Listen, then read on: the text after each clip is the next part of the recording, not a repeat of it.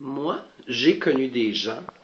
Pour vous donner une idée, ces gens-là ont fait des psychoses dans leur vie, mais des choses extrêmement graves. Quand que j'ai fait Alcoolique Anonyme, car c'était forcé par mon agent de probation, j'ai fait Alcoolique Anonyme. Et c'est sûr que des gens qui ont fait des choses aussi graves dans des associations comme ça. L'homme, c'était mon parrain. Il a tué sa femme dans un état de psychose. Il a tué sa femme. Il a été emprisonné pendant 25 ans. Ça a été forcé par le juge et le médecin de suivre une bonne médication. Et cet homme s'est retrouvé insulinodépendant en moins de 2 ans. Ça, l'insulinodépendance, mesdames et messieurs, c'est le diabète. Vous devez avoir au moins 4 piqûres d'insuline par jour causées par les effets secondaires de votre médicament. C'est des médicaments qui sont tellement puissants et bien des fois qui vont causer vraiment la stimulation de l'appétit. Donc on a tout le temps faim. Je vais vous donner une idée. Moi, j'ai pris 70 livres en 3 mois parce que je passais mes journées à manger tellement que j'avais faim. C'est des médicaments aussi qui coûtent une fortune. Vous pouvez en avoir pour 400 $ de médicaments par mois et vous n'êtes pas et vous êtes obligé de les payer car c'est forcé par le juge et la tutelle du gouvernement. L'insulinodépendance, de l'insuline, ça coûte une fortune aussi. Donc, c'est des médicaments qui sont forcés par le gouvernement et c'est des médicaments aussi qui peuvent vous détruire la santé. On va continuer. Maintenant, c'est la partie 2. Je vous ai fait la partie 1. Maintenant, on va avec la partie 2. Un peu à la paranoïa, si on veut. J'ai eu des épisodes de ça, mais très de courte durée dans les moments où j'étais plus malade. Je me promenais dans la rue, puis je voyais des gens qui riaient ou qui parlaient sur un balcon. Puis là, j'avais l'impression qu'ils riaient de moi, puis qu'ils me disaient du mal, puis des choses comme ça. Ma vision est tellement perturbée. Des fois, je vois les choses tellement différemment de tout le monde, j'ai l'impression. Puis que je me sens vraiment persécuté. Là, puis... Mais c'est toujours dans un sentiment où soit je me suis fait trahir ou persécuter, que les voix sont là. Que ça arrive, puis que j'entends des choses, puis que je me sens vraiment perdu. Là, puis j'ai l'impression que j'ai plus le contrôle, puis que je peux éclater d'un instant à l'autre. Que je deviens un danger pour la société. Là, puis ça, j'aime pas ça, mais des fois, ça m'est arrivé. Si j'entends des voix, tu en as déjà entendu? Ben, j'en ai déjà entendu, puis j'en entends encore. Ça m'arrive souvent. J'entends de la musique. J'entends pas vraiment. J'entends des bruits de foule, j'entends des bruits de fond, j'entends de la musique, des solos de guitare, des shows de batterie. Mais j'entends pas une voix qui me parle comme telle. Puis ça se produit beaucoup dans les moments de stress et d'anxiété.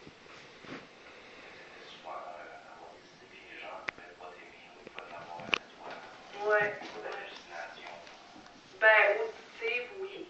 Ouais. Visuel, ça m'est déjà arrivé aussi d'en avoir dans mes pires moments. Des moments de dissociation, oui, aussi. J'ai l'impression, des fois, ça arrive de moins en moins, mais des fois, c'est une impression que tu es détaché complètement. Tu parles à quelqu'un, puis c'est comme si c'était un film que tu regardais.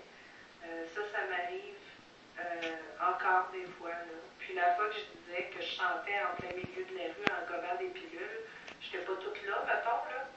Donc, j'étais probablement très dissociée quand c'était arrivé. Le monde s'en appelle. Écoutez bien. Je suis pas comme eux autres. Je suis sûre que tout le monde me trouve bizarre. Puis je suis qui, moi, hein? Pourquoi qu'on m'aimerait? Je suis sûre que tout le monde me trouve laide, conne, puis insignifiante. Je suis laide. Je suis conne. Une grosse conne. Pourquoi qu'on m'aimerait? Puis anyway, ils finissent toujours par partir. Je mérite pas de vivre. Je devrais mourir. Crever. Arrêter d'exister. J'ai mal. J'ai mal. Vous êtes pas capable de comprendre ça? Je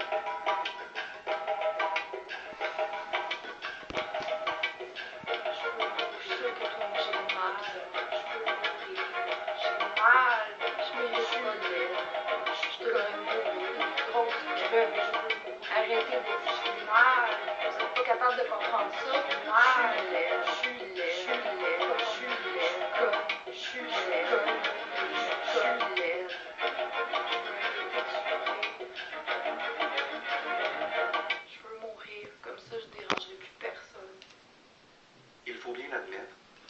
Avez-vous bien entendu?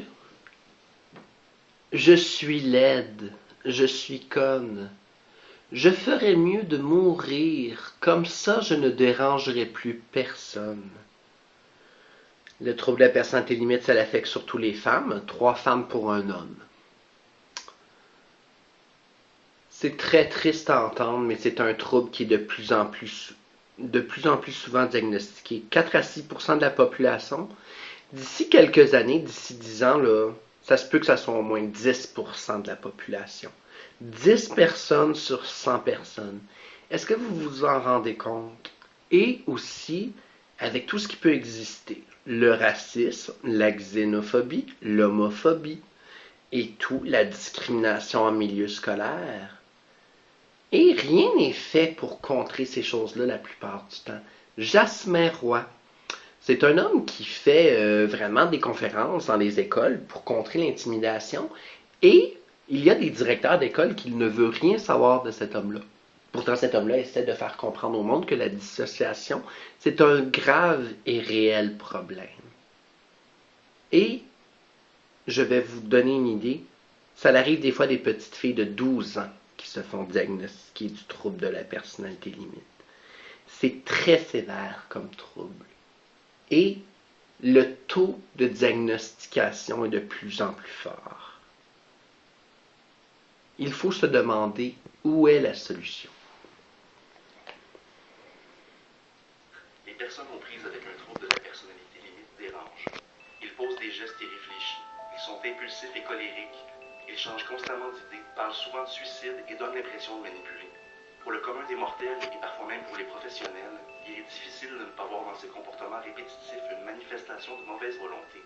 Une erreur de perception qui donne lieu à bien des préjugés qui ont une influence directe sur les chances de rétablissement des personnes souffrant de TPL. Ouais, j'étais à l'urgence, puis ça faisait plusieurs fois que j'allais à l'urgence pour des overdoses de médicaments, puis comme ça m'arrivait surtout le soir, ben, je tombais toujours sur la même infirmière de soir, donc elle m'appelait par mon prénom, là, parce qu'on en est venu qu'à bien se connaître. Puis un soir, je suis rentrée à l'urgence, puis j'avais bu, j'avais pris des médicaments, puis j'étais pas dans un état très, très bien. Donc, au lieu de me laisser aller me coucher ou de venir me parler calmement, ben, elle est venue et elle m'a dit « Voyons, une fille intelligente comme toi, pourquoi tu te ramasses toujours ici? Tu as d'autres choses à faire, puis quasiment botte-toi le derrière et tout ça. » Puis moi, je pleurais, mais elle continuait vraiment d'en mettre. Je pense que son idée derrière la tête, c'était vraiment incompréhension. Qu'est-ce qu'elle fait ici? Elle a une tête ses épaules, cette fille-là. Elle a des études universitaires, elle a un job, elle a tout pour être heureuse. Qu'est-ce qu'elle fait ici à chaque fin de semaine? J'ai eu aussi, pendant mon hospitalisation, un psychiatre qui avait aucun intérêt à me soigner, puis qui me disait clairement, il m'a présenté à une de ses résidentes en médecine, puis il m'a dit, je te présente Annie, puis il n'y a rien à faire avec elle. Parce que ça faisait plusieurs hospitalisations que je vivais, puis c'était le même médecin à chaque fois, puis lui devait se dire dans sa tête, elle n'a rien compris. Là. Je préférais dire. Avez-vous bien entendu? Je te présente Annie et il n'y a rien à faire avec elle. Il y a beaucoup de psychiatres qui pensent comme ça. Il y a des psychiatres qui vont dire que c'est une maladie qui ne se traite pas et que les gens aiment ça pouvoir faire pitié et qu'il n'y a rien à faire. Où est la solution? Les spécialistes, bien des fois, moi j'ai un spécialiste, il est très gentil, il comprend mes troubles, mais il y a d'autres psychiatres là, qui vont même être au point de rire de notre gueule. Pourquoi tu te promènes avec un sac à main? Voyons donc. Tu sais bien que c'est un trouble qui a été inventé pour que les gens puissent faire pitié. C'est des gens qui ont des doctorats. Des doctorats, il faut bien entendre que ça, c'est des gens qui ont été à l'université pendant pratiquement 10 ans et même plus. Où est la solution? Où est la personne qui ne fait pas bien son travail? On est à Montréal, on est fin 2015, décembre 2015, Et on est dans le moment de notre vie et de l'histoire du Québec où ce que la médecine est en plus gros problème. Nous sommes surpeuplés dans nos métropoles et les médecins sont surbookés. Donc, on pourrait penser que la médecine n'est pas une solution. C'est très triste à dire, car c'est seulement des médecins qui peuvent traiter ça. Mais les médecins sont surbookés et le trouble est de plus en plus diagnostiqué. Non, que les professionnels n'ont pas de préjugés face aux troubles de personnalité limite, peut-être que oui. C'est clair que je pense que c'est un diagnostic qui peut faire peur, parce que les gens ont peut-être eu des expériences négatives, se faire crier après ou se faire traiter de mauvais thérapeute. La plupart des professionnels n'aiment pas ça, surtout que des fois ils ne comprennent même pas pourquoi. Ça se peut que le thérapeute soit pas parfait non plus, mais à cause des réactions adverses et intenses, c'est pas agréable. C'est clair que les gens peuvent décider qu'ils n'aiment pas ça. C'est dans la nature humaine. Peut-être aussi qu'il y a des gens qui ne comprennent pas trop qu'est-ce que le syndrome veut dire, puis qu'ils n'ont pas développé la tolérance et la compréhension et l'empathie pour ce que les gens qui ont des troubles de personnalité limite vivent. Parce que c'est clair que s'ils ont juste reçu l'agressivité et ils n'ont pas compris pourquoi ils la recevaient, c'est plus problématique. Je ne suis pas certaine que le personnel médical est bien informé concernant le trouble de personnalité limite.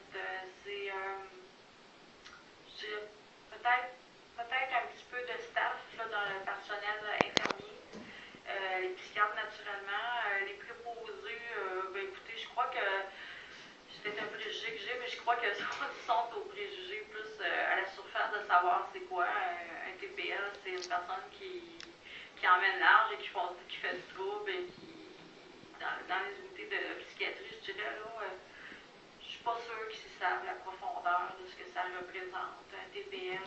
Un TPL, c'est pas juste quelqu'un qui fait de la merde, qui est toujours en train de faire de la guerre avec tout le monde, qui est toujours en train de revendiquer. C'est quelqu'un qui est très souffrant. Les conséquences sur les patients, que le personnel ne savent pas qu'est-ce que c'est exactement le TPL, ou il y a plusieurs conséquences. Je croirais que probablement qu'ils ne savent pas comment s'y prendre avec eux autres, parce que il y a vraiment comme une espèce de guerre qui s'ouvre.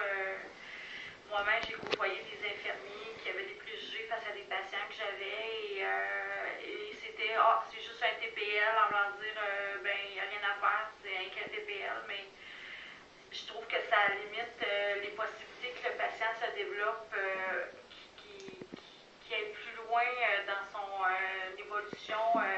C'est comme l'enfermer dans une bulle de TPL. C'est vraiment comme l'intervenant reste sur ses positions, il ne veut pas regarder au-delà et essayer de faire un cheminement avec le patient qui est TPL. En tout cas, dans mon équipe de travail, moi, c'était ça. J'en avais des cas et moi, j'étais fière des évolutions que mes patients faisaient. Et je voyais des progrès, je voyais les efforts. Mais les autres dans mon équipe à moi, qui le côtoyaient à l'occasion, ce patient-là, semblaient pas reconnaître nécessairement toutes ces choses-là. Les préjugés, par exemple, Vous avez très bien entendu, c'est une infirmière qui parle.